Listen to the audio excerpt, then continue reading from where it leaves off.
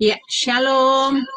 Shalom, salam damai sejahtera buat Bapak Ibu yang terkasih. Selamat malam ya buat Indonesia. Saya mau menyapa selamat pagi buat Amerika karena di sini juga ada yang dari US, Pak Daniel ya. Selamat pagi buat Amerika. Bapak Ibu yang terkasih, malam ini kita melanjuti pelajaran sejarah penebusan ya. Hari ini pelajarannya sangat bagus menurut saya karena pelajaran ini dulu sangat memberkati hidup saya waktu 6-7 tahun yang lalu ya. Saya menemukan mengenai artinya Henok yang tidak mengalami maut. Nah, di situ Bapak Ibu saya mengambil kesepakatan ya dalam diri saya sendiri.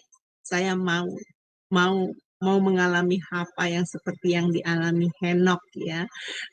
Tentunya bukan yang terangkat tapi ya yang akan diubah nanti dan akan masuk dalam kerajaan Allah.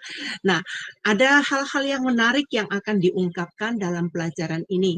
Tetap stay bersama kami karena narasumber kami, dosen Pak Yudi Lengkong yang akan menyampaikan kepada kami, kepada kita semua pelajaran hari ini. Bapak Ibu, sebelum kita memulainya, mari kita berdoa dulu yang akan dipimpin oleh Pak Aras. Nah, Pak Aras, kami meminta kesediaan Anda untuk memimpin kita di dalam doa. Baik, mari kita siapkan berdoa. Bapa di surga, kami bersyukur Tuhan di season terakhir ini kami berkumpul di Zoom sama Adonai dan link-link yang terkait. Kami siap diisi dengan firman-Mu. Biarlah kami, hidup kami, hati kami seperti bejana yang terus diisi oleh firman Tuhan. Supaya kami semakin hari semakin dewasa dalam Engkau, semakin mengenal Engkau penebus kami. Dan kami boleh jadi saksi-saksi-Mu ke dunia yang sudah tercemar ini Tuhan. Engkau pakai hamba-Mu, Pastor Yudi Lengkong. Biarlah setiap kata dan kalimat boleh menjadi rema. Sejarah penebusan akan membuka rahasia kerinduan Bapa di surga untuk kami pahami firman-Mu dan rencana-Mu di dalam hidup kami. Kau pasti punya planning buat kami yang ada di sini. Biarlah kami bersatu, Roh Kudus, supaya kerajaan Allah boleh kami ambil bagian masing-masing dengan posisi kami masing-masing. Dan juga Ibu Heni yang memimpin acara ini dari awal ke akhirnya juga Engkau urapi. Setiap perkataannya boleh menjadi berkat buat kami yang mendengar. Segala kuasa-kuasa kegelapan yang coba mengganggu acara ini, kami ikat di dalam nama Tuhan Yesus Kristus. Nyala Engkau. Dan juga Engkau urapi juga Bro Trinity Codex yang mengawasi IT dan perlengkapan yang lain supaya terlaksana dengan baik. Terima kasih Bapak. Romo yang kudus hinggaplah diam di dalam Zoom sama Adonai. Kami siap mendengar firman-Mu dalam nama Tuhan Yesus. Amin. Amin, amin. Terima kasih untuk Pak Aras yang telah memimpin kita di dalam doa pembukaan ya. Sebelum kita mempelajari mengenai Henok yang tidak mengalami maut, mari kita melihat sekilas mengenai profil narasumber kami, dosen Yudi Lengkong. Silakan.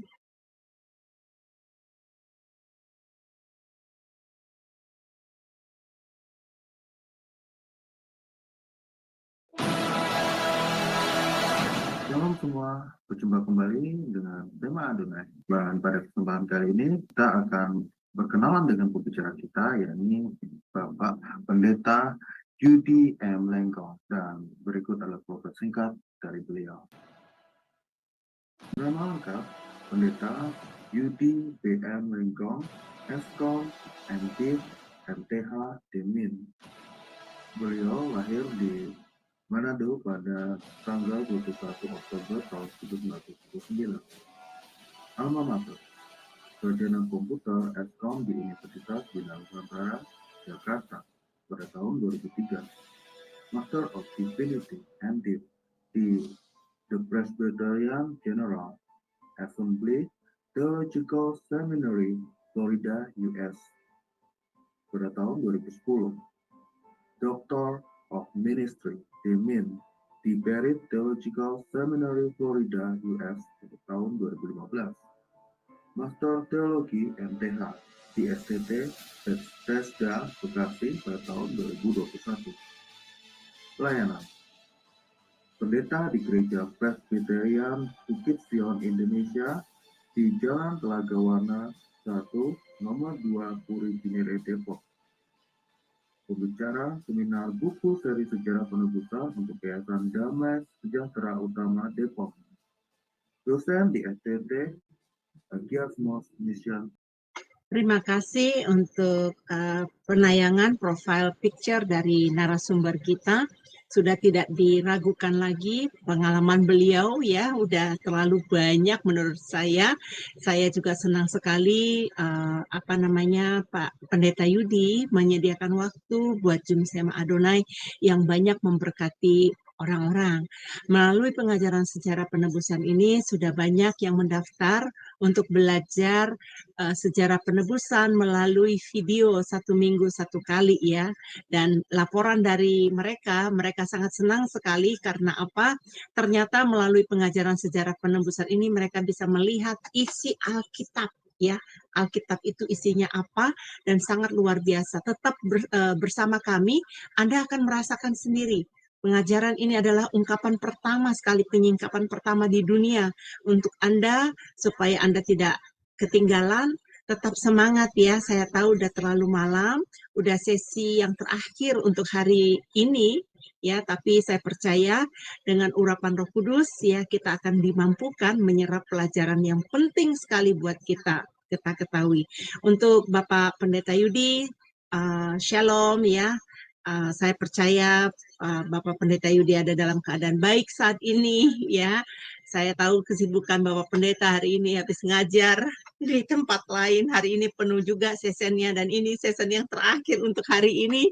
Saya percaya Pendeta Yudi masih punya energi ya untuk mengajar kami.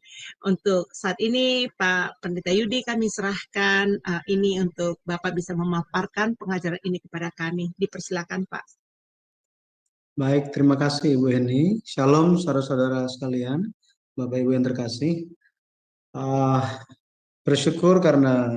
bersyukur dan memuliakan nama Tuhan, kita bisa bertemu kembali di malam hari ini, mungkin di pagi hari di beberapa tempat. Kita akan melanjutkan pelajaran kita mengenai sejarah penebusan. Jadi kita akan melihat Alkitab dari sudut pandang sejarah penebusan. Tema hari ini adalah Henok yang tidak mengalami maut. Ini adalah sesi yang keempat yang kita rencanakan dari 6 sampai 7 pertemuan. Baik, jadi kalau kita lihat di Ibrani 11 ayat 5, dikatakan bahwa karena iman Henok terangkat supaya ia tidak mengalami kematian dan ia tidak ditemukan karena Allah telah mengangkatnya, sebab sebelum ia terangkat ia memperoleh kesaksian bahwa ia berkenan kepada Allah. Jadi berdasarkan Ibrani 11 ayat yang kelima, temanya adalah Henok yang tidak mengalami kematian, dia tidak mengalami maut. Sekali lagi kita sedang mempelajari Alkitab dari sudut pandang sejarah penebusan.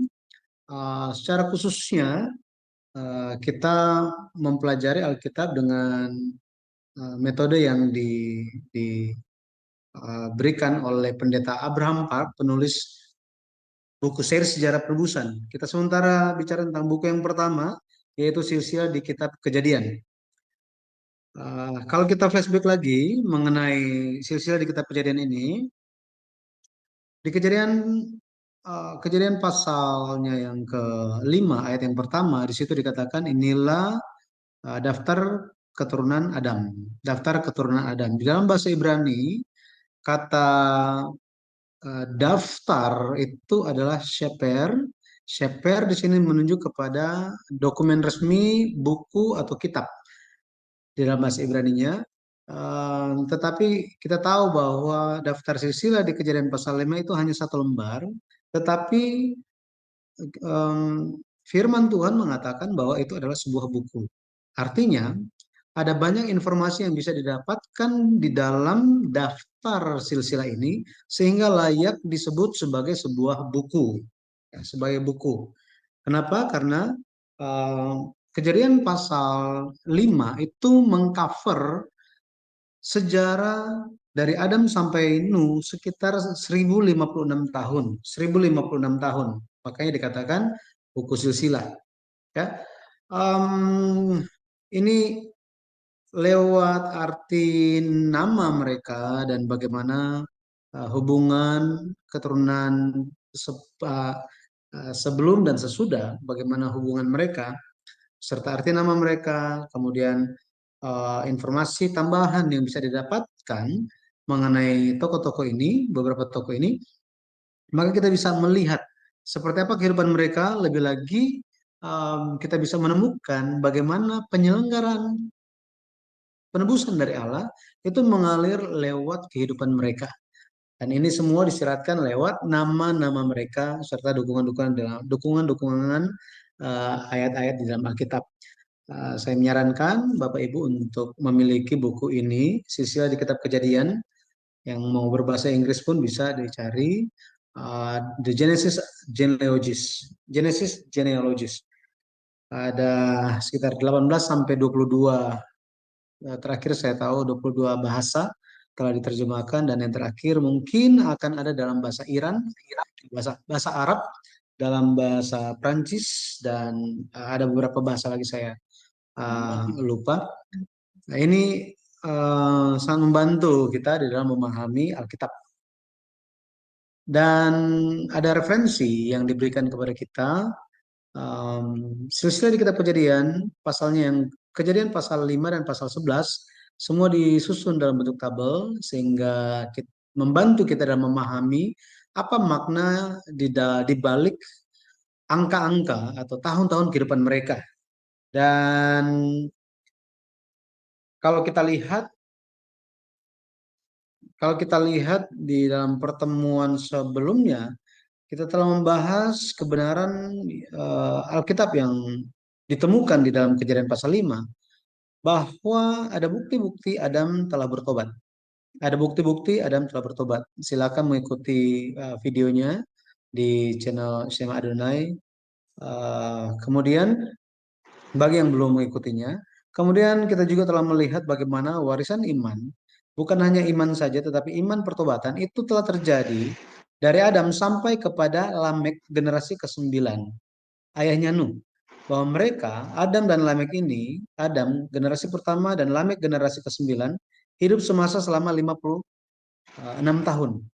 Bukan hanya hidup semasa, tetapi mereka juga mewariskan iman. Ada bukti yang kita bisa temukan, yaitu di Kejadian pasal 5 ayat yang ke-29. Kejadian 5 ayat 29. Nah, maka hari ini kita akan melanjutkan mengenai Adam dan Henok. Mengenai Adam dan Henok. Mengenai Henok ini tidak banyak informasi sebenarnya di dalam Alkitab. Tetapi meskipun terlihatnya hanya sedikit informasi, tapi lewat kita mempelajari, mendalami mengenai Henok ini, kita bisa melihat bagaimana kehidupan dia dan rahasia tentang dia diubah. Dia diangkat hidup-hidup ke surga, gitu ya. Beberapa fakta mengenai Adam dan Henok. Kalau kita baca di Kejadian pasal yang ke-5 ayat 21 sampai ayat yang ke-24, kita bisa lihat bersama-sama tentang fakta-fakta ini. Tentang Adam dan Henok. Jadi ketika Adam berumur 622 tahun, Henok lahir. Ketika Adam berumur 687 tahun, Henok mulai hidup berjalan bersama dengan Allah. Ketika Adam mati di umur 930 tahun, Henok berumur 300 tahun. Ketika Henok berumur 365 tahun, dia diubah. Dan ini setelah kematian Adam telah berlalu 57 tahun. Nah, untuk membantu kita bisa lihat bagannya seperti ini. Oke, jadi ketika Henok lahir, jika satu tabel ini, satu bagan ini merupakan kehidupan 365 tahun dari Henok, Maka Henok lahir itu ketika Adam berumur 622 tahun. Kemudian ketika Henok itu berumur 65 tahun, waktu itu Adam berumur 687 tahun. Di situ apa yang terjadi? Henok mulai hidup berjalan bersama dengan Allah. Mulai hidup berjalan bersama dengan Allah. Dan kalau kita lihat apa arti dari angka-angka ini, ya, tahun-tahun ini, kita bisa melihat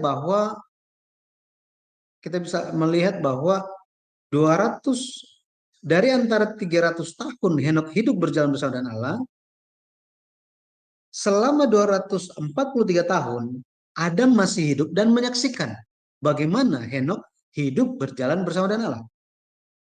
Kalau dalam bahasa Indonesia kita bisa lihat di situ bergaul, ya, bergaul dengan Allah. Tetapi di dalam bahasa Ibrani-nya itu artinya adalah berjalan, ya. Jadi selama 243 tahun Adam menyaksikan Henok hidup berjalan bersama dengan Allah. Artinya Henok hidup berjalan bersama dengan Allah masih disaksikan oleh Adam itu selama 243 tahun. Tetapi setelah Adam mati, Henok masih berjalan bersama dengan Allah selama 57 tahun. Selama 57 tahun. Kalau kita melihat Adam sebagai guru dari Henok, ya, mentor dari Henok, maka dia hidup berjalan bersama dengan Allah. Dengan masih ada gurunya, itu diawasi atau dengan ada guru, dengan Adam masih ada sebagai guru, itu selama 243 tahun. Tetapi bahkan setelah gurunya tidak ada, Henok tetap dan masih hidup berjalan bersama dengan Allah selama 57 tahun sampai dia diangkat, di tahun dia diangkat ke surga. Gitu ya, dia diangkat ke surga. Jadi kita bisa melihat bagaimana Henok dia dari antara semua keturunan Adam, Henok telah sepenuhnya menyadari firman atau menyadari pewarisan iman yang dijalankan atau dilakukan oleh Adam, ya. Itulah keunikan dari Henok. Kalau kita lihat di dalam Alkitab, format pencatatan silsilah Kejadian pasal 5 itu adalah setelah seorang tokoh itu hidup sekian tahun, dia mendapatkan anak, kemudian dia masih hidup sekian tahun, dia mencapai umur berapa tahun, lalu dia mati. Jadi ekspresi lalu ia mati di dalam Kejadian pasal 5 muncul 8 kali. Di ayat yang ke-5, 8, 11, 14, 17, 20, 27, dan 31. Hal ini muncul, gitu ya. Ekspresi lalu ia mati muncul. Ini contohnya Kejadian pasal 5 ayat 5. Jadi Adam mencapai umur 930 tahun lalu ia mati. Berikutnya Adam, Seth, mencapai umur sekian lalu ia mati. Lanjut lagi, Enos, Kenan, Mahalalel, Yared, kemudian Methuselah, Lamek, semuanya terdapat ekspresi dalam keterangan tentang mereka lalu ia mati. Tetapi pada Henok kata lalu ia mati tidak ditemukan. Kejadian 5 ayat 23 di situ dikatakan bahwa jadi Henok mencapai umur 365 tahun. Seharusnya ada kata lalu ia mati, betul ya? Tetapi tidak ada di sini. Lanjutannya ayat 24 dikatakan dan Henok hidup bergaul dengan Allah, lalu ia tidak ada lagi sebab ia telah diangkat oleh Allah. Cerita berikutnya itu ada di Ibrani 11 ayat yang kelima, pembacaan kita hari ini. Karena iman, Henok terangkat supaya tidak mengalami kematian. Dan ia tidak ditemukan karena Allah telah mengangkatnya. Sebab sebelum ia terangkat, ia memperoleh kesaksian bahwa ia berkenan kepada Allah. Jadi Henok diangkat, dia tidak mengalami kematian. Kenapa? Karena dia hidup berjalan bersama dengan Allah selama 300 tahun. 300 tahun. Ya. Jadi kalau kita lihat, Henok tidak mengalami kematian. Kenapa? Karena dia berjalan bersama dengan Allah. Karena dia berjalan bersama dengan Allah. Kejadian 5 ayat 22 sampai 24. Kalau kita lihat di situ muncul kata bergaul, seperti saya katakan, bahasa Ibrani adalah halak. Artinya pergi, datang, atau jalan. Pergi, datang, atau jalan. Dan kata ini ditulisnya sebagai yithalek. Yithalek menunjuk kepada meletakkan kehendak saya di bawah seseorang, kemudian saya ikut dari belakang.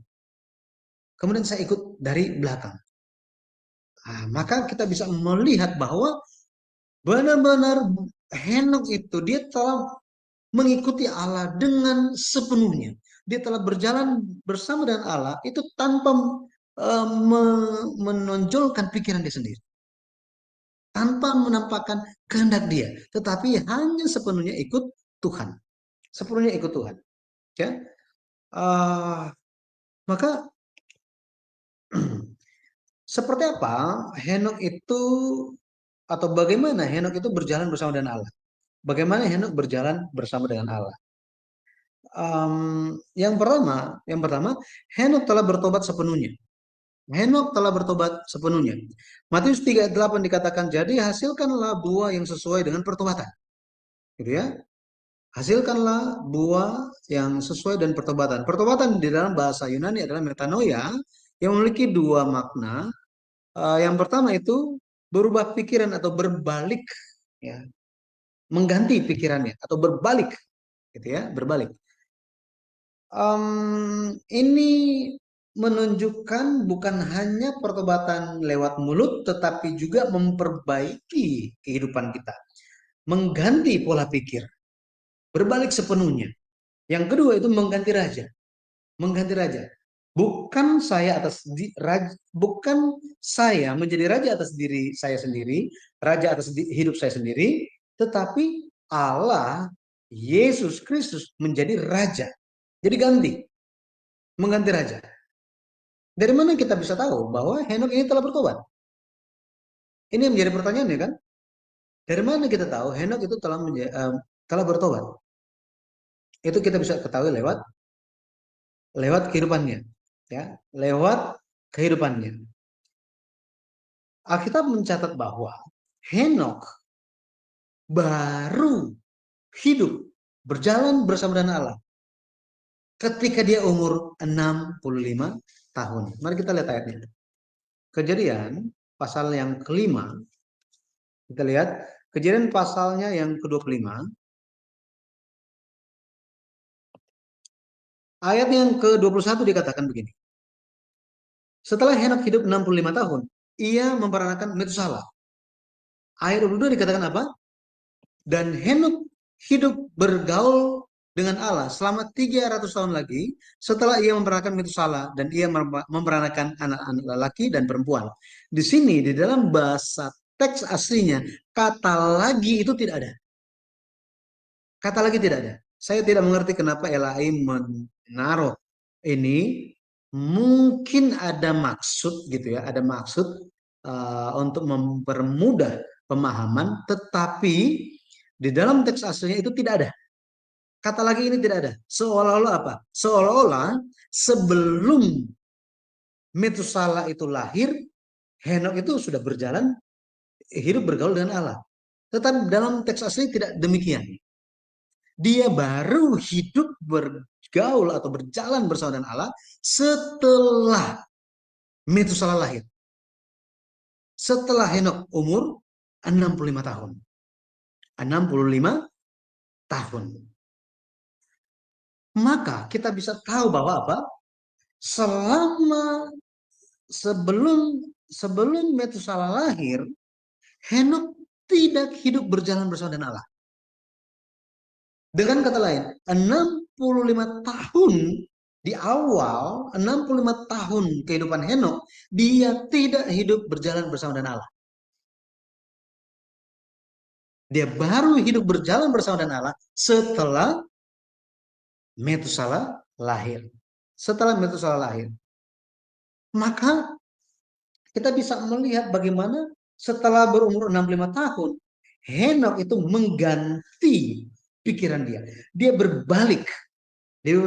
Dia mengikuti Allah dengan sepenuhnya. Pikirannya selalu ikut pikiran Allah. Hatinya selalu terarah kepada Tuhan saja. Kalau kita melihat Efesus 4 ayat 21 sampai 24 dikatakan, karena kamu telah mendengar tentang Dia dan menerima pengajaran di dalam Dia menurut kebenaran yang nyata dalam Yesus, yaitu bahwa kamu berhubung dengan kehidupan kamu yang dahulu harus menanggalkan manusia lama yang menemui kebinasaannya oleh nafsunya yang menyesatkan, supaya kamu dibaharui di dalam roh dan pikiranmu dan mengenakan manusia baru yang telah diciptakan menurut kehendak Allah di dalam kebenaran dan kekudusan yang sesungguhnya. Jadi dibaharui dalam roh dan pikiran. Ketika kita menanggalkan manusia lama, artinya kita dibaharui dalam roh dan pikiran kita.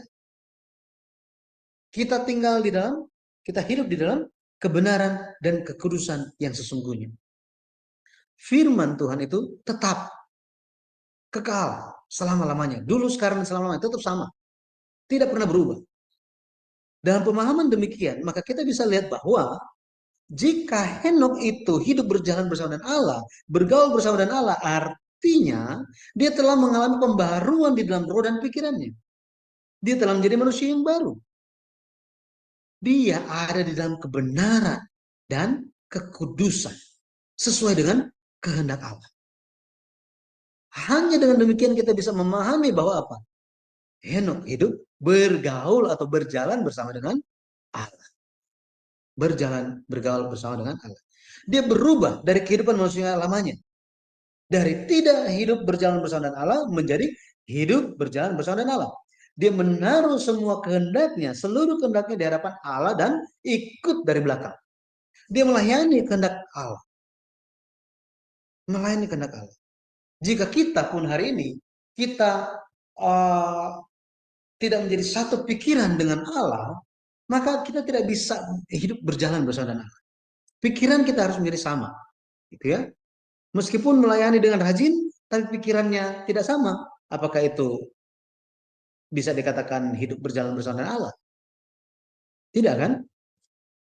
Roma 8 ayat 5 sampai 6 mengatakan bahwa sebab mereka yang hidup menurut daging memikirkan hal-hal yang dari daging. Mereka yang hidup menurut roh memikirkan hal-hal yang dari roh. Karena keinginan daging adalah maut, tetapi keinginan roh adalah hidup dan damai sejahtera. Referensinya Yakobus 4 ayat yang keempat.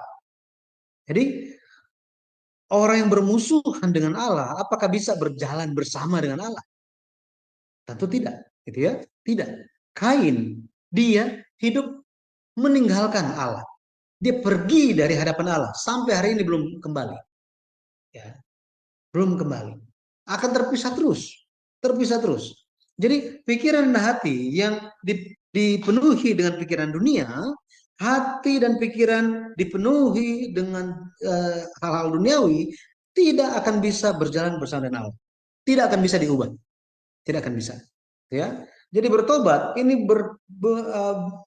berbicara mengenai memikirkan kembali atau mengubah cara berpikir. Ya, cara berpikir. Kayak misalnya lagi salah jalan, kita putar balik kan? Nah, bertobat itu seperti itu. Itulah pertobatan. Makanya cara tercepat untuk ya balik itu adalah bertobat. Bertobat. Kebanyakan gitu ya. Ibu-ibu, bapak-bapak, ya, misalnya mereka lagi pergi sama-sama di mobil, terus mereka salah jalan, bapak-bapak akan bilang apa? Kayaknya ini jalannya deh. Kayak ini jalannya. Jalan lagi. Terus ibunya bilang apa? Udah balik aja. Oh enggak, saya tahu kok. Ini jalannya. Makin jauh sampai pada akhirnya suatu titik apa? Oh ya, kita balik lagi aja. Balik lagi aja. Ya, sekarang enak ada Google Map, ada Waze, ada aplikasi yang membantu gitu ya. Tetapi aplikasi itu ada banyak di dunia untuk berbalik gitu ya kalau jalannya salah. Di dalam jalan Tuhan, cara berbalik cuma satu. Apa itu? Apa aplikasinya? Pertobatan. Gitu ya, pertobatan. Jadi, bagaimana Henok berjalan bersama Allah? Yang pertama, dia telah sepenuhnya bertobat. Sepenuhnya bertobat. Yang kedua, dia harus menjadi satu dengan Allah. Menjadi satu dengan Allah. Yesus mengatakan di dalam doanya di Yohanes 17 ayat 21, supaya mereka semua menjadi satu sama seperti Engkau ya Bapa di dalam aku dan aku di dalam Engkau, agar mereka juga di dalam kita, supaya dunia percaya bahwa Engkaulah yang telah mengutus aku. Harus menjadi satu. Menjadi satu. Yesus dan Bapa satu. Yesus katakan, Yohanes 10 ayat 30, aku dan Bapa adalah satu. Yesus ingin supaya murid-murid pun menjadi satu. Menjadi satu dengan Allah, dengan Yesus. Sama seperti itu, menjadi satu, yang menjadi satu, memiliki makna yang mendalam. Makna yang mendalam. Menjadi satu dengan Allah, yang pertama, tujuannya harus sama. Tujuannya harus sama. Tuhan perginya kemana, kita pergi kemana, itu harus sama. Misalnya bapak, suami istri, ya mereka lagi ingin pergi, tetapi yang satu mau ke Amerika, yang satu pergi ke Indonesia. Beda tujuan jadinya. Betul ya? Tujuannya berbeda. Harus sama. Entah ke Indonesia, entah ke Amerika, itu tujuannya sama. Tujuan Tuhannya kemana, kita pun harus memiliki tujuan yang sama. Henok dan Allah memiliki tujuan yang sama. Henok memperhatikan hal itu dan dia mengikutinya. Kemudian yang kedua, caranya harus sama. Caranya harus sama. Sama-sama mau pergi ke Amerika, misalnya. Tujuannya sudah sama. Tetapi istrinya naik pesawat, suaminya pakai kapal laut. Caranya berbeda. Betul ya? Berbeda. Kita perlu menjalani kehidupan yang sama dengan Allah. Cara sesuai dengan cara Tuhan. Yesaya 55 ayat 8 sampai 9 dikatakan, sebab rancanganku bukanlah rancanganmu dan jalanmu bukanlah jalanku. Demikianlah firman Tuhan. Seperti tingginya langit dari bumi, demikianlah tingginya jalanku dari jalanmu dan rancanganku dari rancanganmu. Ya, seperti ini. Jadi caranya harus sama. Yang ketiga, hati harus sama. Hatinya harus sama. Filipi 2 ayat 5, hendaklah kamu dalam hidupmu bersama menaruh pikiran dan perasaan yang terdapat juga dalam Kristus Yesus. Maka untuk mencari tahu hati Allah, benar-benar harus mencari di dalam Alkitab. Seperti yang Bapak Ibu sedang laksanakan dan jalankan hari ini. Ya memang sudah capek gitu ya. Ini terima kasih telah bertahan. Ini adalah pertemuan yang terakhir. Kelas yang terakhir saya dengar tadi, ya. Tapi saya percaya Tuhan akan mencurahkan berkat bagi mereka yang mencari Dia dengan segenap hati. Ya, jadi caranya hatinya sama. Henok memiliki hati yang sama dengan Allah. Memiliki hati yang sama dengan Allah. Kita perlu ingat bahwa apa? Henok itu bukannya dia hidup menyendiri di gunung sana, kemudian dia tidak lagi ada siapa-siapa, gitu ya. Ingat, Henok ada keluarga. Dia perlu menghidupi istri dan juga anak-anaknya. Dia bukan cuma punya satu anak, dia punya banyak anak. Ya. Harus memberi makan mereka. Dia memiliki tanggung jawab. Tetapi di saat yang sama, dia memiliki hati yang sama dengan Allah. Memiliki hati yang sama dengan Allah. Untuk mencari tahu hal itu bagaimana? Tentu dia perlu tanya kepada Adam. Perlu tanya kepada Adam. Dialah, Adamlah menjadi guru dia, mentor iman dia. Ya. Kemudian yang keempat, kecepatannya harus sama. Kecepatannya harus sama. Amsal 21 ayat 5 dikatakan, rancangan orang rajin semata-mata mendatangkan kelimpahan. Tetapi setiap orang yang tergesa-gesa hanya akan mengalami kekurangan. Artinya apa? Jika Tuhan ingin kita cepat, kita harus cepat. Jika Tuhan ingin kita perlahan-lahan, maka kita perlu perlahan-lahan. Kenapa? Karena Tuhan tahu apa yang ada di depan. Tuhan tahu. Makanya kita pun harus memahami hal ini. Pada akhirnya Amos 3:3 dikatakan, berjalankah dua orang bersama-sama jika mereka belum berjanji? New King James Version, can two walk together unless they are agreed? Bisakah dua orang berjalan bersama-sama jika mereka kalau mereka tidak setuju, telah menyetujui, telah bersepakat? Betul ya? Maka Henok, dia telah hidup, ya, dia telah hidup dengan memahami kehendak Allah. Dia memiliki tujuan yang sama, dia memiliki pikiran yang sama, cara yang sama, dan kecepatan yang sama. Contoh lainnya kalau kita lihat Daud, dia selalu mengejar hati Allah. David who chased the heart of the Lord, ya, selalu mengejar, mencari tahu hati Allah. Saya percaya bapak-bapak, ibu-ibu, saudara-saudari sekalian memiliki hati yang sama seperti yang Daud miliki, ya, mencari Tuhan, ingin mengenal Tuhan. Yang ketiga, bagaimana Henok bisa berjalan bersama dengan Allah? Seperti apa? Dia memiliki iman yang berkenan kepada Allah.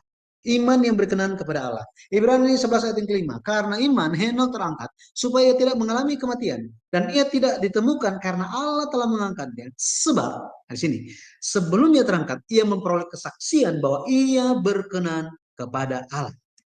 Sekarang imannya berkenan kepada Allah. Pertanyaannya, iman seperti apa yang dia miliki? Ayat yang ke-6, Ibrani 11 ayat yang ke-6. Tetapi tanpa iman tidak mungkin orang berkenan kepada Allah. Sebab barang siapa berpaling kepada Allah, ia harus percaya bahwa Allah ada dan bahwa Allah memberi upah kepada orang yang sungguh-sungguh mencari Dia. Jadi Henok, dia telah menghadap kepada Allah. Dia mencari Allah. Dan apa? Dia memiliki dua iman ini. Apa? Yang pertama, dia percaya Allah ada. Yang kedua, dia percaya Allah memberi upah bagi dirinya yang sungguh-sungguh mencari Allah. Sungguh-sungguh mencari Allah. Henok melakukan hal yang berkenan kepada Allah. Yesus memberitahukan apa? Yohanes 8 ayat 29 dikatakan, dan ia yang telah mengutus aku, ia menyertai aku. Ia tidak membiarkan aku sendiri, sebab aku senantiasa berbuat apa yang berkenan kepadanya. Berkenan kepadanya. Di dalam Alkitab setidaknya ada dua hal yang berkenan kepada Allah. Ya, berkenan kepada Allah. Yang pertama itu, ya, dari antara banyak hal yang lain gitu ya, kita bisa lihat, tetapi dua hal yang kita bisa perhatikan malam hari ini. Yang pertama, persembahan yang hidup dan yang kudus. Roma 12 ayat 1, karena itu saudara-saudara, demi kemurahan Allah, aku menasihatkan kamu supaya kamu mempersembahkan tubuhmu sebagai persembahan yang hidup dan yang kudus dan yang berkenan kepada Allah. Itu adalah ibadahmu yang sejati. Ibadahmu yang sejati. Jadi ibadah yang sejati berbicara mengenai kekudusan kita, mengenai ibadah kita, mengenai penyembahan kita. Ya. Kita harus hidup, ya, kita harus hidup. Ibadahnya harus hidup, kita pun harus hidup. Caranya gimana? Yesus harus hidup di dalam kita. Yesus harus hidup di dalam kita. Galatia 2 ayat 20. Namun aku hidup, tetapi bukan aku sendiri yang hidup. Bukan lagi aku sendiri yang hidup, melainkan Kristus yang hidup di dalam aku. Dan hidupku yang kuhidupi sekarang di dalam daging adalah hidup oleh iman dalam anak Allah yang telah mengasihi aku dan menyerahkan dirinya untuk aku. Haleluya. Betul ya? Luar biasa. Itu sebabnya ketika menyembah, fokus kita hanyalah kepada Allah. Kelas kita ini pun fokusnya kepada siapa? Hanya kepada Yesus Kristus saja. Galatia 5 ayat 24, barang siapa menjalani milik Kristus Yesus, ia telah menyalibkan daging dengan segala hawa nafsu dan keinginannya. Ya, keinginannya. Hanya berserah kepada Allah saja. Tidak ada lagi diri kita. Tidak ada egois. Tapi hanya apa? Tuntunan Roh Kudus saja. Ya, kita ikut itu saja. Hal yang berikutnya, menginjil. Menginjil. Ini hal yang berkenan bagi Allah. Lukas 15 ayat 7, Yesus katakan, aku berkata kepadamu, demikian juga akan ada sukacita di sorga karena satu orang berdosa yang bertobat, lebih daripada sukacita karena 99 orang benar yang tidak memerlukan pertobatan. Jadi kita semua dari sudut pandang Allah, kita semua adalah hamba-hamba Allah. Kita sedang dipersiapkan sebagai hamba-hamba Allah. Itu sebabnya kita perlu mengabarkan kabar baik. Lebih lagi kita menyampaikan firman Tuhan yang dibukakan bagi kita, yang dijelaskan dengan detail kepada kita untuk melihat Alkitab dari sudut pandang bagaimana Allah ingin menyelamatkan kita. Bagaimana kita bisa melihat Alkitab dari sudut pandang Yesus Kristus datang untuk menebus kita. Menebus kita. Pertanyaannya, apakah Henok menginjil? Ini pertanyaannya kan? Apakah Henok menginjil? Yudas 1 ayat 14. Juga tentang mereka, Henok, keturunan ketujuh dari Adam, telah bernubuat katanya. Sesungguhnya Tuhan datang dengan beribu-ribu orang kudusnya. Di sini kata bernubuat di dalam bahasa Yunani itu adalah prophetweo, artinya menerima sebuah inspirasi ilahi atau menyampaikan pesan ilahi.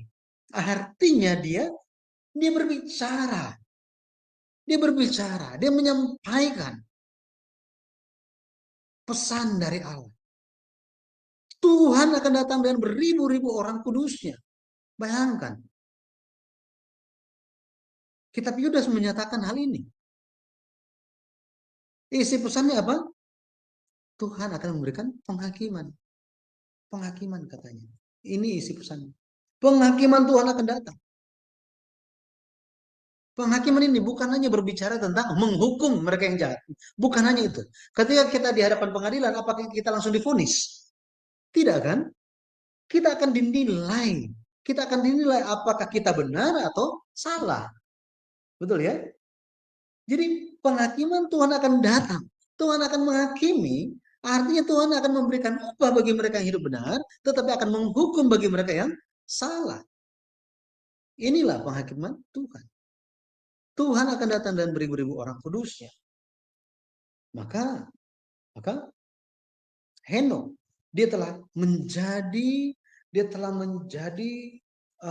orang yang tokoh yang mengajarkan kepada kita bagaimana supaya bisa hidup berjalan bersama dengan Allah. Bagaimana bisa hidup berjalan bersama dengan Allah. Rasul Paulus di dalam 1 Korintus 15 ayat 51 sampai 52 menyatakan bahwa nafiri akan berbunyi dan kita semua akan diubah katanya. Rasul Paulus memikirkan itu akan terjadi. Ubah hidup kekal, tidak mengalami maut akan terjadi di zaman dia. Tetapi dia sadar bahwa itu akan terjadi bukan di zaman dia, tetapi di akhir zaman. Di akhir zaman. Bagi kita semua pun ada suatu harapan. Ada harapan bahwa apa? Bahwa hidup kekal akan diberikan kepada kita di dalam Yesus Kristus. Jika kita mati sebelum waktunya, maka ada pengharapan kebangkitan. Meskipun mati, kita akan hidup lagi. Kita akan bangkit dan hidup kekal bersama dengan Allah. Tetapi ketika kita masih hidup dan Tuhan datang, bukankah kita akan menerima ubah hidup kekal itu tanpa mengalami maut? Benar ya? Seperti Henok dan Elia. Seperti Henok dan Elia. Maka kesimpulannya bagi kita adalah Henok mulai hidup berjalan bersama dengan Allah. Kapan? Sejak Metusala lahir. Jadi Metusala ini mengambil suatu titik balik yang sangat penting bagi Henok. Sejak Metusala lahir. Kejadian 5 ayat 21 sampai 22. Coba kita lihat. Setelah Henok hidup 65 tahun, ia memperanakan Metusala.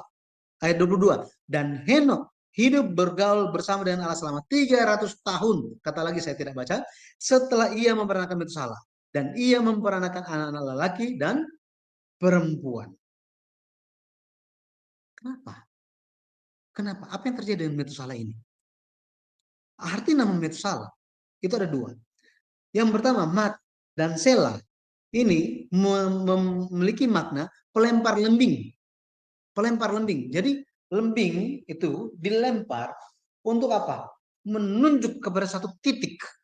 Menunjuk kepada suatu titik yang dituju. Ya, lembing. Lempar lembing ya. Gitu ya. Untuk jauh dan sampai ke titik yang ditentukan.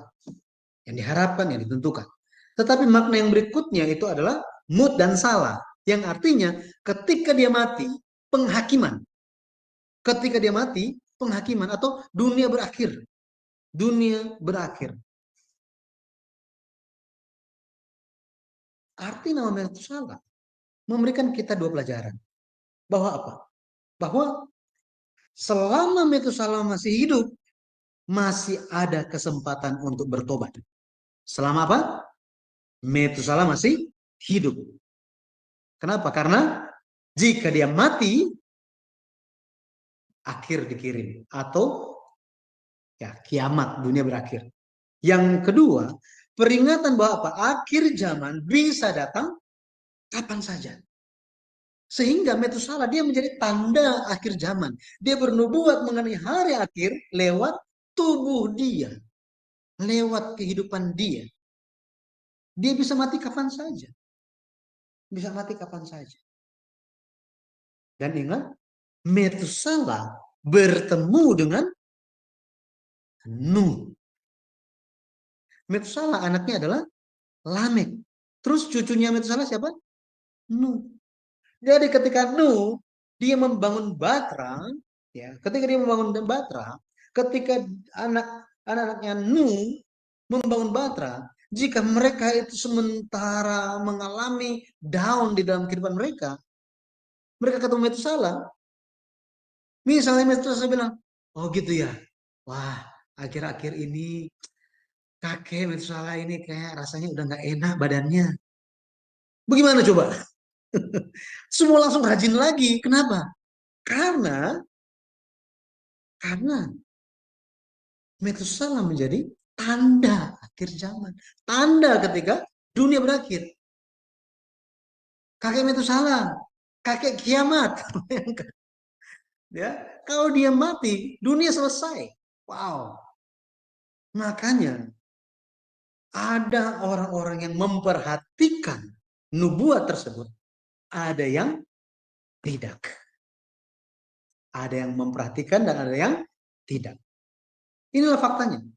Di zaman Yesus ada yang menerima Yesus, ada yang tidak. Di hari akhir ada yang mengikuti Yesus sampai akhir, ada yang menyerah. Ada yang bertahan sampai akhir, ada yang tidak. Ada yang tetap di dalam kumpulan orang benar, tetapi ada yang jahat yang dikeluarkan dari kumpulan orang benar. Maka kita bisa lihat bahwa Metusalah, kalau kita lihat, ya Metusalah, ketika dia berumur 187 tahun, Henok tidak bertemu dengan Nuh ya. Nuh tidak bertemu dengan Henok. Jadi Metusalah berumur 187 tahun, Lamek lahir. Lamek berumur 182 tahun, siapa lahir? Nuh lahir. Jadi umur Metusalah waktu Nuh lahir itu berapa? 187 tambah 182. Berapa ini? 369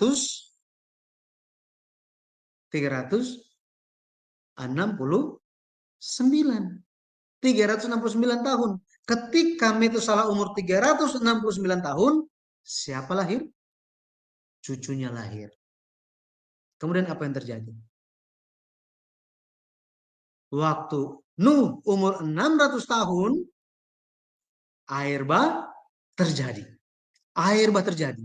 Pada waktu itu, tahunnya bertepatan, kalau kita lihat, waktu Nuh lahir, Metusalah umur berapa? 369. Ketika Nuh umur 600, umurnya Metusalah berapa? 369 tambah 600 kan? 969.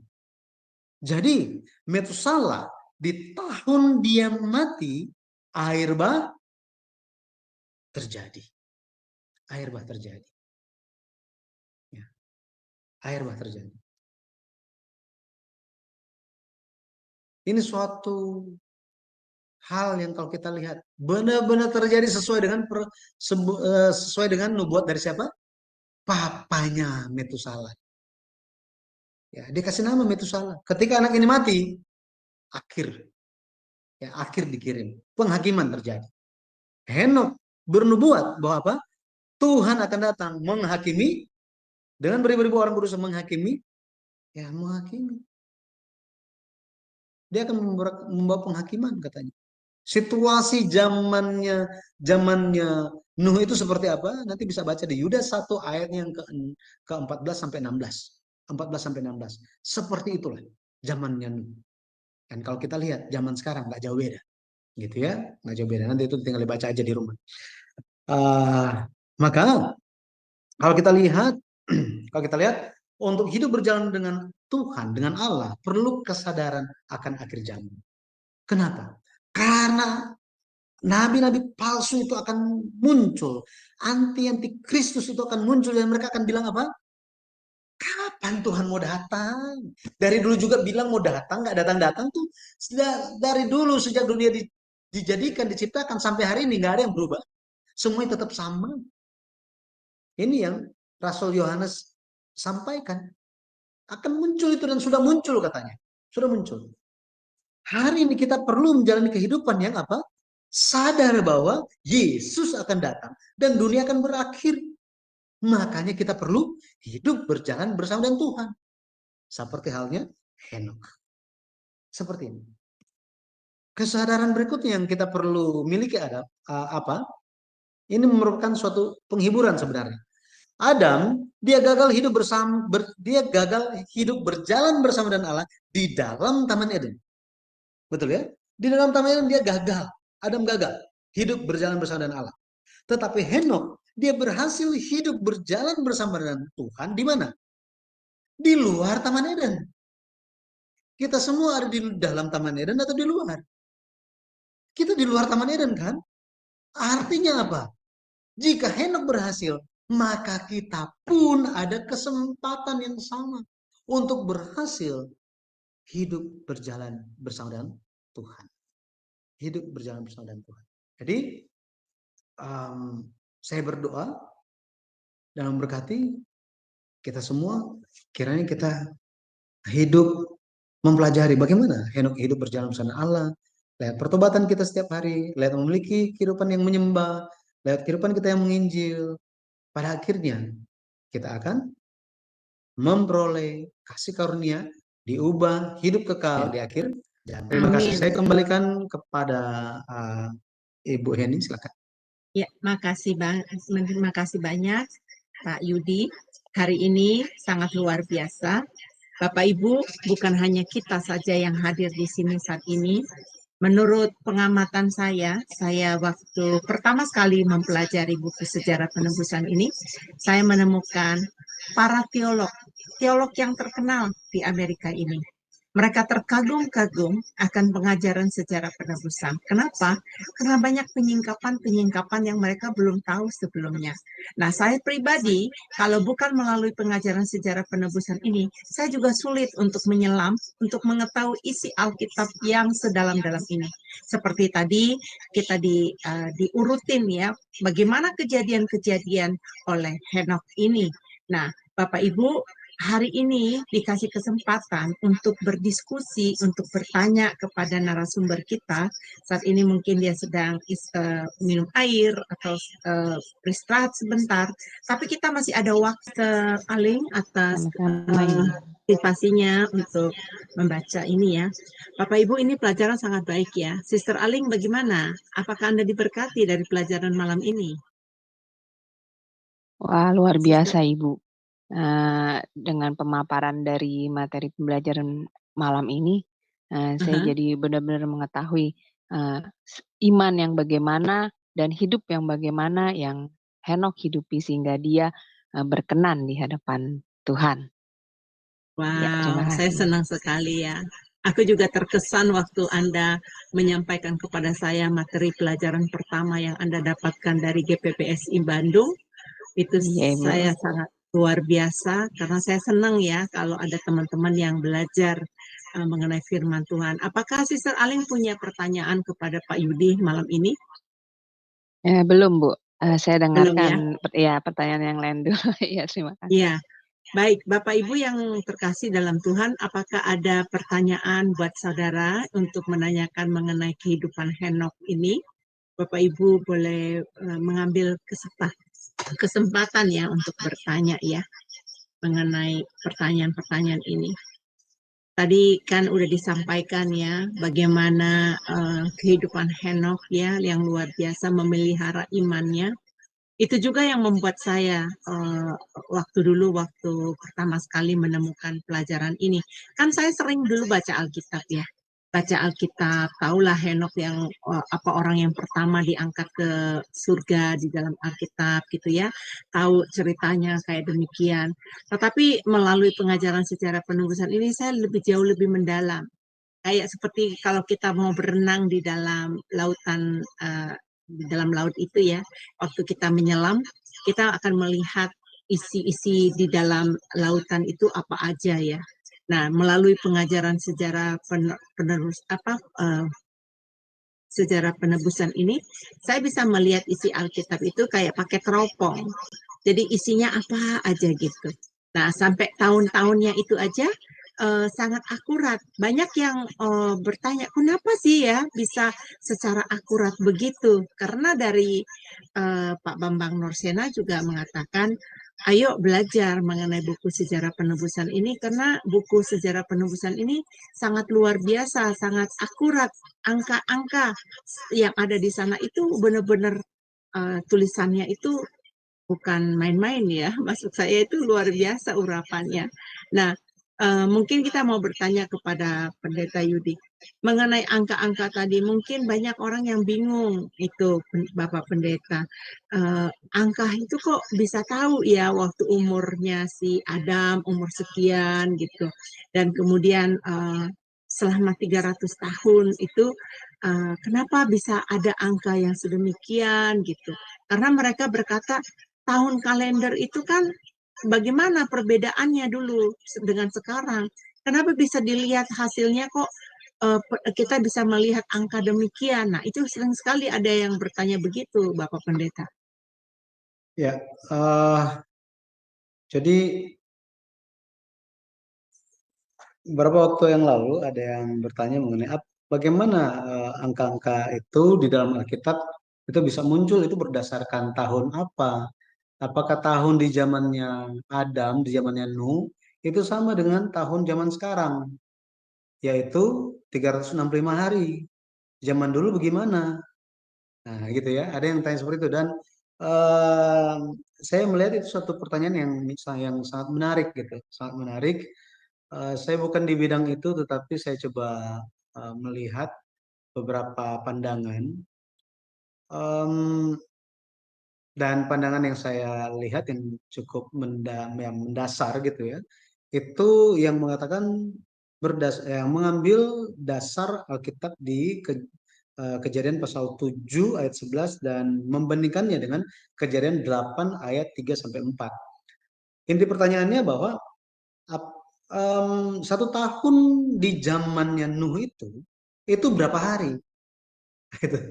Berapa hari? Gitu. Apakah sama seperti sekarang? Zaman sekarang itu ada yang 30, 29, 31, 28. Apakah sama seperti itu? Nah,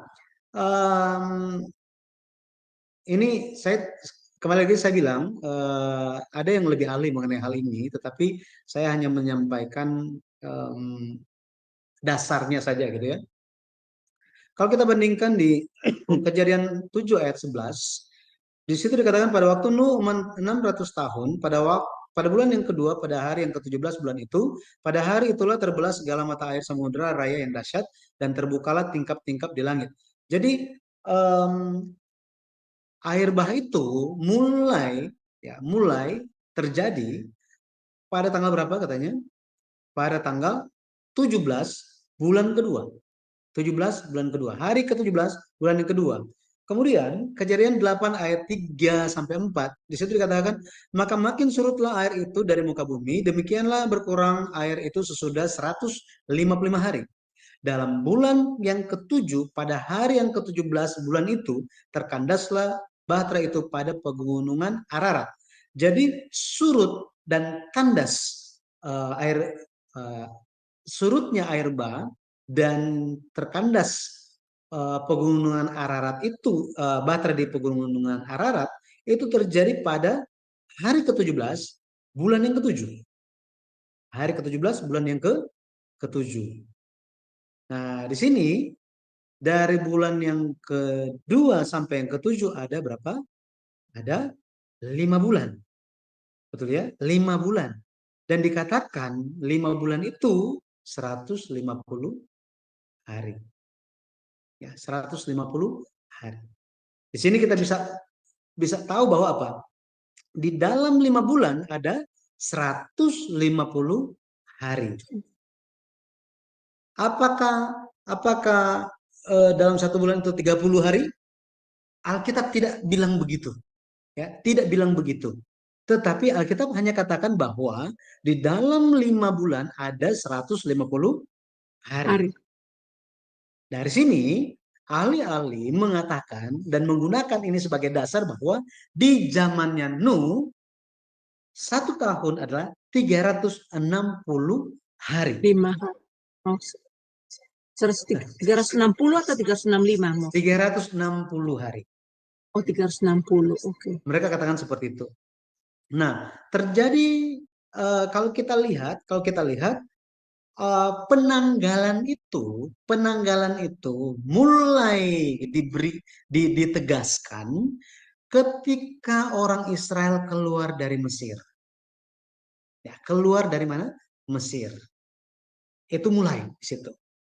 Dan orang Yahudi pun mereka memiliki kalender mereka. Nah, jadi kalender apa yang digunakan di zamannya Nuh, gitu ya? Nah, pendapat pribadi saya, nah sekarang pendapat pribadi ya. Pendapat pribadi saya, di zamannya Nuh itu menggunakan standar seperti ini. 5 bulan adalah 150 hari. Gitu ya. 150 hari. 1 bulan berapa hari? Saya nggak tahu. Ya, jadi ini digunakan. Akan tetapi setelah air bah terjadi perubahan. Sekali lagi terjadi apa? Perubahan. Karena bumi tidak sama lagi setelah air bah. Tidak sama lagi. Ya. Sebelum dan sesudah air bah itu bumi tidak sama lagi. Bahkan peneliti melihat dan meneliti bahwa bumi berputar pada porosnya itu sudah terjadi kemiringan. Terjadi kemiringan yang menyebabkan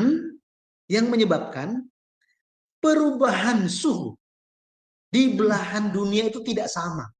Mereka menerima panas dari sisi yang mana, itu berbeda. Karena berputarnya sudah tidak lurus, tidak tegak, gitu ya, tidak tegak, tetapi sudah bergeser sekian derajat.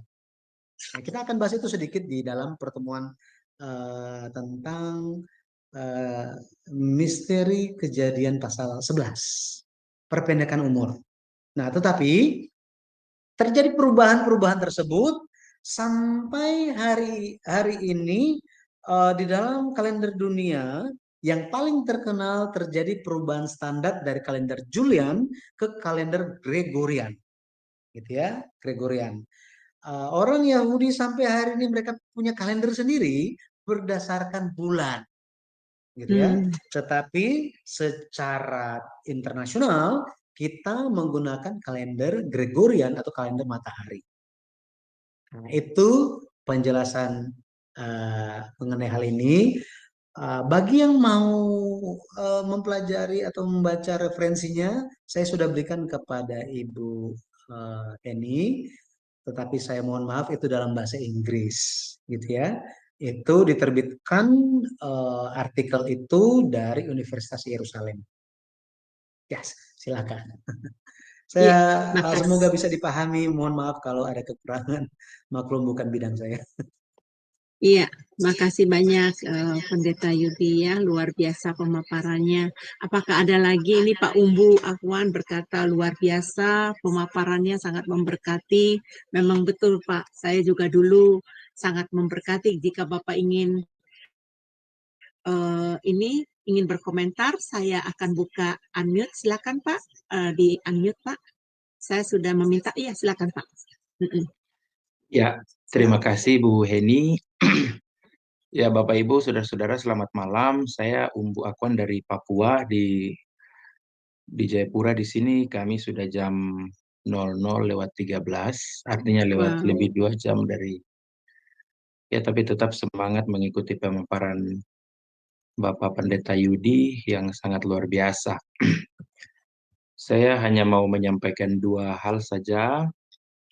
Yang pertama sedikit mengomentari tentang sistem penanggalan. Seperti yang saya setuju, seperti yang disampaikan Bapak Pendeta Yudi, bahwa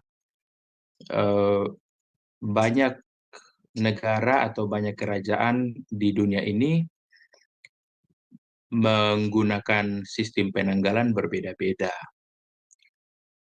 Yang saya tahu kalau di Alkitab itu selalu penanggalan setiap kerajaan atau setiap wilayah itu dihitung berdasarkan sebuah peristiwa yang terkenal. Jadi kalau kita membaca peristiwa keluarnya bangsa Israel dari Mesir, selalu hari pertama mereka keluar dari Mesir itu selalu dihitung hari pertama. Itulah sebabnya di padang gurun selalu dibilang pada hari yang pertama, pada bulan yang kedua, pada tahun yang kedua sejak bangsa Israel keluar dari tanah Mesir, selalu begitu. Jadi biasanya peristiwa-peristiwa yang terkenal itu dijadikan hari pertama penanggalan. Kemudian dia mulai mengalami perubahan ketika bangsa Israel di Kanaan. Pengangkatan raja selalu dijadikan patokan penanggalan. Ya, jadi banyak kerajaan seperti itu. Itu hal pertama. Jadi pada masa sebelum kalender modern hari ini, berbagai daerah di seluruh dunia memiliki penanggalan yang berbeda.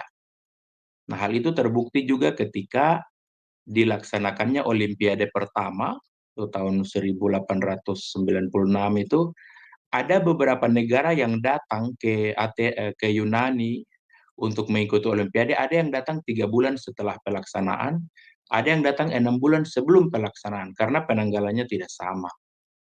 Ya, sekitar seperti itu. Itu hal pertama. Lalu hal yang kedua tentang sistem penanggalan, tadi Bapak Yudi sudah bilang, ada yang menggunakan sistem peredaran bulan sehingga hanya 10 bulan saja setiap tahun, tapi ada yang menggunakan sistem peredaran matahari sehingga ada 12 bulan. Nah, beberapa hal di Alkitab juga hal itu bisa kita temukan. Jadi saya kira apapun yang terjadi, kalau kita mau menggunakan kalender sistem penanggalan 12 peredaran matahari, maka kita akan tetap sama 365 hari atau tepatnya 364 hari begitu. Tapi kalau kita punya saudara-saudara muslim menggunakan peredaran bulan, jadi biasa setiap 10 bulan. Ya, itu saja saya pikir komentar tentang penanggalan. Tapi saya mau bertanya kepada Bapak Yudi, ini saya sangat tertarik dengan penjelasan Bapak mengenai materi malam hari ini. Kemudian ada Bapak menafsir dan memberi statement iman yang menurut saya juga terberkati dengan pernyataan itu, yaitu melalui Henok kita bisa belajar bagaimana hidup dengan Tuhan dan mengetahui hari depan seperti itu. Dan sorotannya berkaitan dengan Henok yang diangkat ke surga. Saya sedikit ingin mendengar komentar dari Bapak Yudi tentang bagaimana penilaian Bapak tentang Musa. Ya, memang Musa itu di Ulangan pasal 34 itu memang secara jelas dikatakan dia meninggal, Tapi beberapa nats lain mengatakan bahwa dia berkumpul dengan para leluhurnya. Lalu Allah berjanji pada Musa di puncak Pisga itu, kau tidak akan masuk ke tanah perjanjian itu, tapi sekali waktu kau akan sampai di sana. Dan itu mencapai perwujudannya ketika Musa dan Elia muncul memberikan kekuatan pada Yesus di Getsemani. Saya berandai atau saya berkesimpulan, mungkin tidak terlalu kuat, tapi menurut saya Musa dan Elia juga mungkin sama dengan Henokh. Mereka terangkat ke surga. Karena dalam pernyataan Alkitab yang lain, ya bukti kematian jasad dan sebagainya Musa itu tidak ditemukan. Saya pikir itu saja yang mau saya sampaikan. Terima kasih dan saya kembalikan waktu. Ya, dipersilakan buat Pendeta Yudi untuk menanggapinya. Baik Bapak, terima kasih. Saya sangat bersyukur kepada Tuhan dan berterima kasih karena Bapak sekarang udah tengah malam di Papua tetapi masih mengikuti ini, udah 12:30 gitu ya. Baik Pak, terima kasih masukannya, komentar Bapak mengenai tahun-tahun itu bisa memperkaya kita semua gitu ya. Nanti kalau Bapak-Bapak ada atau Ibu-Ibu memiliki buku yang keempat, ya seri sejarah penulisan yang keempat, itu mengenai tahun-tahun raja-raja. Nah, itu sangat detail, di situ dijelaskan mengenai raja-raja tadi yang disampaikan oleh Bapak Umbu Akwan. Benar ya, saya baca apa adanya ya Pak ya. Ya, terima kasih Pak. Mengenai ubah gitu ya, mengenai ubah, kemudian mengenai Musa. Bagaimana mengenai Musa itu? Ini pertanyaannya ya. Bagaimana mengenai Musa itu? Di dalam Alkitab, kalau kita lihat di dalam Alkitab hanya 2 orang yang terangkat hidup-hidup ke sorga. Hanya 2 orang. Alkitab memberikan kesaksian mengenai hal ini. Itu adalah Henokh dan Elia. Henokh dan Elia. Jadi Henokh itu diubah. Jadi dari antara cakupan dari Adam sampai Abraham, Henokh itu ada Henokh sebagai saksi, sebagai bukti, sebagai bukti bahwa terangkat ke sorga, diubah itu benar-benar ada. Dari Abraham sampai Yesus Kristus ada satu bukti lagi, dia adalah Elia. Ya, Alkitab menyatakan mengenai 2 sosok ini. Jadi harus ada 2 baru bisa diterima sebagai saksi, suatu kesaksian kebenaran, benar ya? Tetapi kalau kita lihat mengenai Musa, sebenarnya kita bisa pahami seperti gini. Memang di kitab Ulangan, di pasal yang terakhir dikatakan bahwa kemudian naiklah Musa ke atas gunung Pisga dan matilah dia di sana. Dikatakan matilah dia di sana. Tubuhnya masih kuat, matanya jernih katanya. Dia masih ada kekuatan. Tetapi dia mati gara-gara apa? Karena Tuhan berfirman, dia mati, dia mati. Tetapi ada ekspresi dikatakan bahwa ketika orang cari jasadnya dia, jenazahnya itu nggak ada, gitu ya, tidak ditemukan katanya, tidak ditemukan. Kalau kita baca di kitab Yudas, muncul perseteruan antara penghulu malaikat Gabriel dan setan, gitu ya, dan setan mengenai hal apa? Mengenai hal mayat Musa katanya. Gitu ya, mengenai mayat Musa itu. Jadi kalau kita lihat di situ apa yang sedang mereka pertengkarkan ya, mengenai mayat Musa itu. Setan melihat bahwa Musa itu ada dosa. Sehingga apa? Sehingga harus di bagian dia gitu ya. Tetapi penghulu malaikat bilang enggak seperti ini, adalah orang benar katanya. Orang yang ada benar. Ya sekitar seperti itu. Tetapi apa sebenarnya yang terjadi kepada Musa ini? Kalau kita lihat ada satu ayat yang bisa membantu kita. Di Lukas pasal 9 Di Lukas pasal 9 ayat 30 sampai 31. Kalau kita lihat, Yesus naik di atas suatu gunung, dan di atas puncak gunung itu Yesus itu berubah rupa, mengenakan tubuh kemuliaan. Ini luar biasa, betul ya? Dia di dalam ruang dan waktu manusia pada waktu itu, tapi dia berubah rupa. Ini suatu penampakan yang sangat-sangat mulia. Tetapi bukan cuma dia sendiri, muncul juga siapa? Musa dan Elia. Dari semua tokoh yang luar biasa, muncul Musa dan Elia. Apa sih yang sedang mereka bicarakan? Karena dikatakan ayat 30, dan tampil kedua orang berbicara dengan dia, yaitu Musa dan Elia. Berarti mereka sementara ngobrol kan?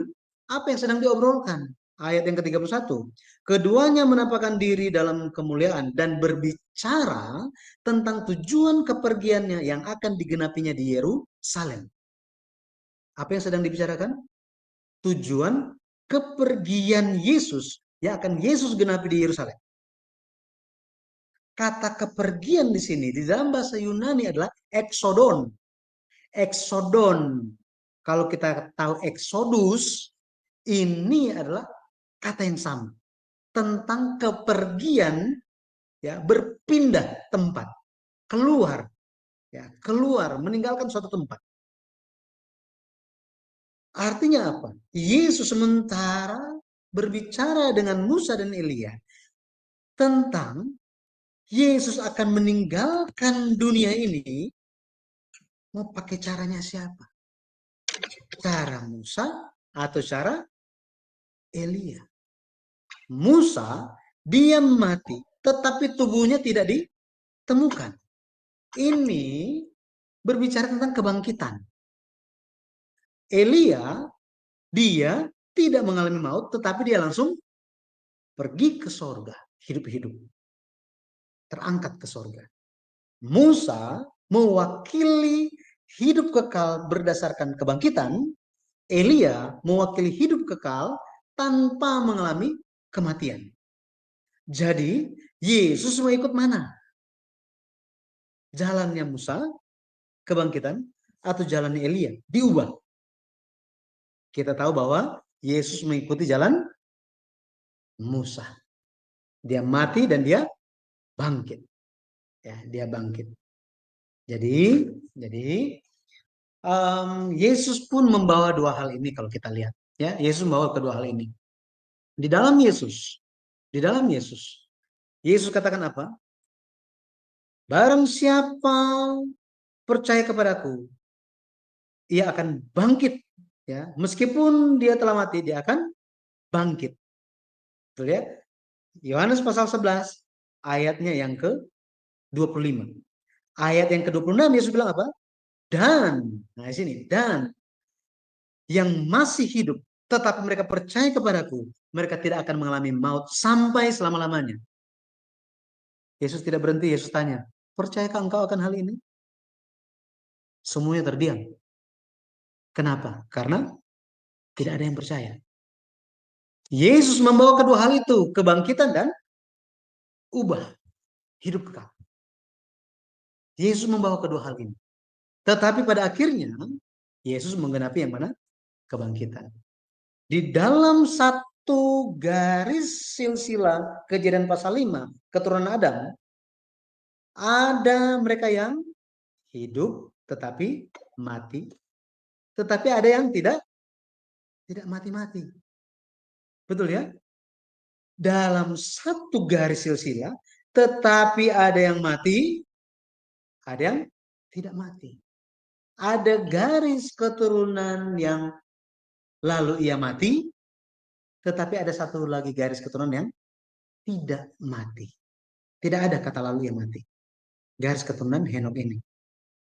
Garis keturunan hidup dan garis keturunan yang mati, tetapi nantinya akan hidup lagi. Seperti itu Bapak. Jadi kesimpulannya, Musa dia bukannya dia diubah, tetapi dia mengalami kebangkitan. Ya, dia mengalami kebangkitan. Makanya ya seperti itu Pak. Moga-moga bisa menambah, memperluas wawasan kita. Ya, terima kasih. Iya, Bapak bisa buka mute Pak, silakan Pak. Ya, ya. Makasih Ibu. Luar biasa Pak Yudi, terima kasih. Saya akhirnya mendapat pelajaran baru dari penafsiran Bapak yang tadi luar biasa Alkitabiah. Terima kasih. Terima Salam. kasih Pak. Terima kasih. Dari buku secara perumusan, buku yang pertama akan baik kalau misalnya Bapak sudah Bapak memilikinya. Dulu sekitar saya lupa tahun 2000 berapa itu kita pernah sampai ke Papua. Kita pernah bikin di sana, tetapi sudah lama kita tidak laksanakan seminar di sana. Ya, Tuhan Yesus memberkati, Pak.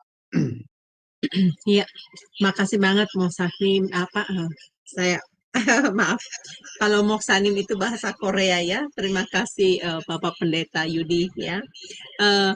Pelajaran hari ini sangat-sangat memberkati. Ada juga yang berkata kepada saya di teks pribadi, wow luar biasa Bu Heni, saya nggak tahu ternyata dari buku Seder Olam itu sendiri sudah memberitahukan bahwa tentang air bah itu dan bertepatan dengan kematian dari Metusalah katanya gitu. Ini baru pertama sekali dia mendengarkannya katanya gitu. Saya bilang ya puji Tuhan dia menyimak dari YouTube ya. Ya karena tadi dia menyimak dari YouTube dan dia memberitahukan kepada saya melalui teks. Bapak Ibu masih adakah yang ingin mau bertanya? Kalau ada yang mau bertanya, silakan angkat tangan. Kalau tidak ada, saya mau mengizinkan Pendeta Yudi untuk beristirahat karena hari ini panjang sekali kegiatan Bapak Pendeta Yudi, juga karena dia mengajar ya di tempat lain. Jadi hari ini kita akhiri. Kita minta kesimpulannya dari Bapak Pendeta Yudi dan minggu depan ya kita akan masuk di dalam pembelajaran mengenai misteri perpendekan umur silsilah ya. Iya Pak, Bapak Pendeta ya. Misteri perpendekan umur dalam silsilah Kejadian pasal 11. Dalam Kejadian pasal 11. Ya. Bapak Pendeta, apakah ada yang mau dirangkumkan sebelum didoakan penutup? Saya minta Bapak Pendeta untuk doa penutup nanti. Baik, terima kasih. Jadi ada satu tadi telah disebutkan juga, ada satu buku namanya Seder Olam. Ini merupakan satu buku yang sangat kuno dan di situ dicatat mengenai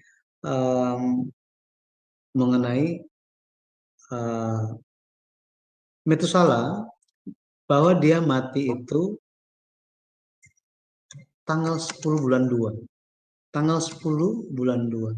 Kapan itu? Itu adalah 7 hari sebelum. Itu adalah waktu ketika Nuh mendapat perintah untuk masuk ke dalam bahtera. Nah, hal ini untuk menyatakan kepada kita bahwa semua bapa leluhur dari Adam sampai kepada Lamek telah mati duluan sebelum air bah terjadi. Artinya apa? Artinya penghakiman air bah tidak melanda bapak-bapak leluhur iman itu.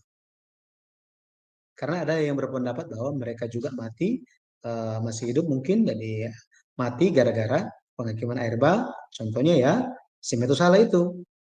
Tetapi ini menjadi suatu bukti bahwa Tuhan melihat iman mereka dan mereka bukan menjadi target hukuman dari Tuhan, melainkan mereka yang tidak percaya. Jadi ini kesimpulan terakhir dari saya. Semoga kita semua senantiasa melihat kepada Tuhan Yesus saja, lihat firman yang tercatat dalam Alkitab yang kita miliki, mari kita ikut apa adanya, percaya apa adanya, sehingga kita pun bisa ikut sampai akhir. Ya, Tuhan Yesus memberkati. Mari kita berdoa. Bapa, terima kasih. Kami bersyukur karena Engkau telah mencurahkan belas kasih-Mu kepada kami. Pada malam hari ini, Bapak, Engkau telah menyertai setiap pelajaran kami, dan khususnya pelajaran sejarah penebusan ini, kiranya memuliakan nama Tuhan saja. Ketika ada pencerahan-pencerahan yang kami terima pada malam hari ini, semua karena kasih karunia-Mu saja.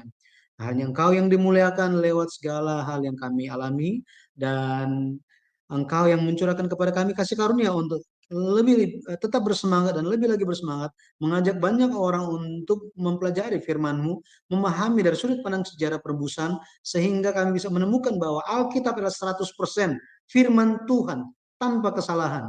Dan semua hal itu menjadi berkat bagi kami karena kitab suci ditulis untuk memberikan kepada kami pengharapan akan hidup yang kekal. Kami percaya Yesus Kristus membawa kebangkitan dan ubah bagi kami. Hari ini kami mau berharap hanya kepada Engkau saja. Kami menanti-nantikan Engkau yang datang dan akan memberikan upah kepada kami semua, anggota keluarga kami yang menanti-nantikan Engkau.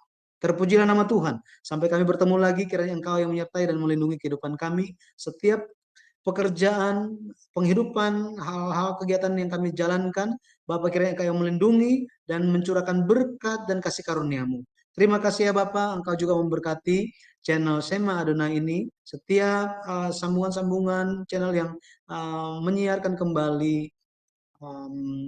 kelas ini, kiranya Bapak Engkau yang memberkati setiap kehidupan mereka. Semua pengerja-pengerja, pelayan-pelayan Tuhan yang tergabung di dalam Sema Adonai ini, karena Engkau yang memperhatikan kehidupan mereka, keluarga mereka, dan masa depan mereka, Engkau yang mencurahkan kasih karunia dan berkat Tuhan. Di dalam nama Tuhan Yesus Kristus, kami berdoa dan penuh ucapan syukur. Amin. Terima kasih. Amin, Bapak. amin. Iya, terima kasih banyak Pak Pendeta Yudi. Bapak Ibu, sebelum kita berpisah dari sini, saya akan umumkan. Bapak Ibu bisa mampir ke channel YouTube kami, yaitu GPBSI Bandung, GPBSI Jakarta, dan YouTube Sejarah Penebusan. Bapak Ibu akan bisa melihat begitu banyak pelajaran-pelajaran di sana. Kalau Bapak Ibu senang sekali belajar firman, mampir ke channel YouTube GPBSI Jakarta dan GPBSI Bandung dan YouTube Sejarah Penebusan.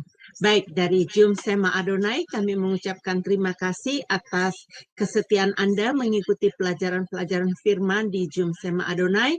Tentunya kami mengundang Bapak Ibu untuk membagikan share link ini kepada teman-teman yang lain supaya mereka juga dapat diberkati karena Jum Sema Adonai pertama sekali di Indonesia, ya, Jum Sema Adonai, tempat belajar firman Tuhan yang terbuka. Dan di sini di Jum Sema Adonai banyak sekali narasumber yang kompeten yang dapat mengedukasikan kita untuk kebenaran firman Tuhan. Baik, selamat malam, Tuhan Yesus memberkati.